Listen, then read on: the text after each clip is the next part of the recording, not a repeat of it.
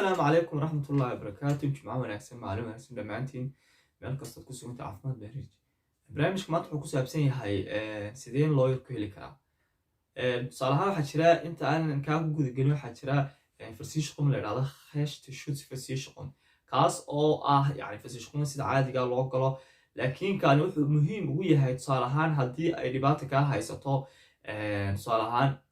dacwada ku furan tahay haddii dhinaca sharciga dhibaato ka haysato haddii ay dhibaatooyin kula xagga boolisayga haddii ay shaqaafo wax badan ku yaalaan adigu qofka waxyaalahaasay badanaa dhibaatooyin ka haysta ayaa gala waana aad buu muhiim ugu yahay. markaa sanadkiiba mar waxaa la baxshaa 50 euro ama bishii baad bixinaysaa adigu kolba waa sidaad kolba ula heshiiso kambaniga.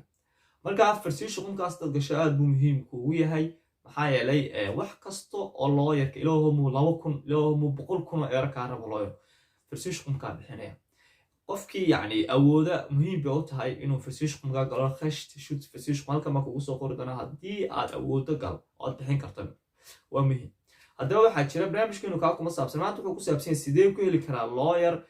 aanan yani anigu lacag ka bixinayn oo dowladda bixinayso. haddaba magaalo kastaa waxay leedahay wax la yidhaahdo landskaas oo ah waa qasnad loogu talagalay dadka aan waxba haysan ayaa badanaa lacag lagu keediyaa ood adigu job center haddaad tahay social haddaad tahay haddeed qof kaloo noloshiisa aan kaafey karin oo kale ay tahay. markaa dowladda ayaa lacagtaa ku kaydisa oo ugu tala galashay qofka markuu wax kusoo dhacaan tusaale ahaan in looga saaro. aduu maxaad samaynaysaa tusaalehaan waxaad u baahan tahay dacwad inaad furto xagga sharciga dhibaato ka haysataa markaa lawyerna ma awoodid inaad yani waad la socotaa lacagaha 1,000 euro 2,000 ay tahay. markaa waxaad tegaysaa maxkamadda amtqish ayaad tegaysaa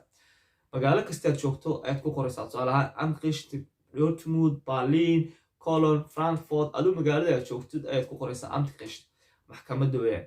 toos ayaad u tegaysaa maxkamadda ama ballan baad ka qabsanaysaa. marka aad tagto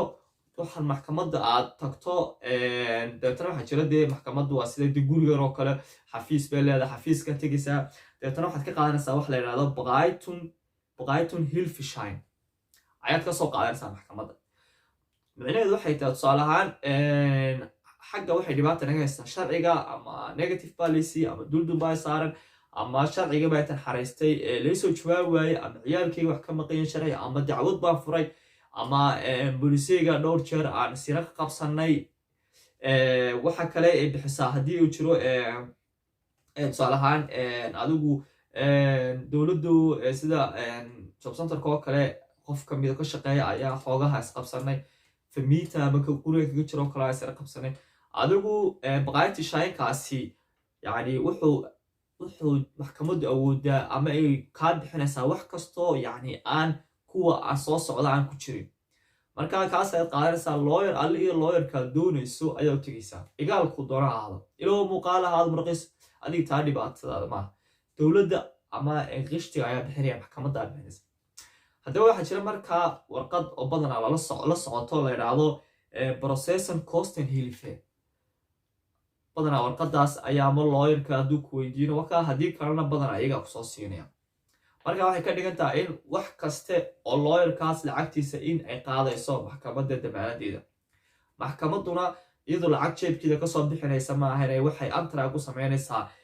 landskaasaha ama qasnada magaaladaasi ama gobolkaasi uu leeyahay loogu talagalay dadka dhibaataysan in lagu caawiyo waa qasnad lacag lagu ururiyo. markaa adigu intaad samayso adigu lawyerka u tegaysaa kadib hawshaad gelaysaa hal eerana bixin maysa waa muhiim. haddaba waxaa jira maxkamadda waxayna kaa bixinayn waxyaalahan kaa bixinayn maxkamadda waxaa ka mid a inaad qof dishay aad tiraahdo hilf baqaayad shaayin baan u baahanahay yani maxkamaddu kaama bixinayso kow. maxkamaddu waxaanay waxyaalaha bixiso aanay ka mid ahayn ama aan ku jirin inaad gobol tusaalehaan magaalada degantoo kale dembi ka gashay sida magaalada dembi u galay tusaale ahaan gaari waa wadataa waxaad gashay mukhaalifooyin ama shaqaafooyin badan magaalada ka gashay tusaalehaan meelo baakin loogu talageli ma baakin dhigataa marmar waxaad samaysaa inshaarado casbaad martaa adigu sharciyada magaalada ka yaala ayaad jibisay taasi maxkamaddu ma bixiso. maxkamaddu ama baqaayatun shaayinka kuma shaqale ama kuma jirto waxyaalahaas maxaa yeele waxyaalahaas oo waxaad dowladda ama magaalada deganta ama gobolka aad dembi aad ka gashay weyaan dilna waa dembi baad gashay dembiila tahay taas ma bixiso. tanna waa yacni sharciyadii u yaalay magaalada aad jibisay taasina ma bixiso marka labadaa haddaad gashay walaal maxkamadda isku tegin waxaad samaysaa versishqumka la yidhahdo khasha shut versishqum gal isaga ayaa waxaasoo dhan yacni igaal looyarka ilaahu mu ahaada mid qaadanaya 100,000 oo euro versishqumkaad bixinaya adigu versishqumka saad kula heshiiso iyo versishqumada kala duwan qaar baa qaaliya qaar baa raqiisa kaa iska gal haddii aad dembiyo badan magaalada aad ka gashay haddii kalena oo dembiyada noocaasi tahayna waxba lacag iska qasaaran inaad job center tahayna ama social ama lacagta aad kusoo gashaan kugu filan walaalo maxkamadda u tag dabeetana kasoo qabso ama kasoo qaado shaynkaas runaantii muhiim bay tahay waxaa jira dad badan oo Soomaaliya oo shaqaynin ama lacagta soo gasha ayna ku filan xagga sharciyada iyo dhibaato badan jirto walaalo maanta kadib haddii aad ogeed alxamdulillah haddii aad hore ogeed waa alxamdulillah haddii aad ogeydna ka faa'iideyso hadda kadib sidaas samee waxaan rabaa inaan ku daro waxaa jira waxyaalo aan looyarka u baahnayn inaad u tagto marka arrimahaas oo kale tusaale ahaan in waxyaalo yaroo muhiim ah ama ishtiqaafooyin yar wax yaraad gashay waxba looyar ha u tegin waxna amtiga ha u tegin waxaa samaysaa meelaha baqaayitunka lagu samaysiya diyakooniga kaartaaska meelaha u tag dadka caawiya iyaga ayaa kaala hadlaya runaantii ma aha luqadda naqaana uma tegayo wallahina bay kuu sheegin dadka jarmalka u dhashay ayaa meelaha taga maxaa yeelay meelahaasi haddii ay email qoran ama haddii ay telefoon diraan labadaba yacni waa meel dowladdu aqoonsan tahay oo meel kasta ka diiwaan gashantahay oo hadalkay sheegaan la tixgeliyo waa baqaayta anaa usoo taagnaa dad badan oo waddanka u dhashay oo la caawinaya dad sharciga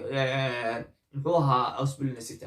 marka dowladda adiga haddii aad u tagto ama aad siraado la hadal luqad kasta aqoono wax kasta lagama yaabina yacni inay ku tixgeliyaan laakiin haddii amar ka soo baxo baqaayitanka runaantii waxaa laga yaabaa 99% inay tixgeliyaan ayna ku dhaqaaqaan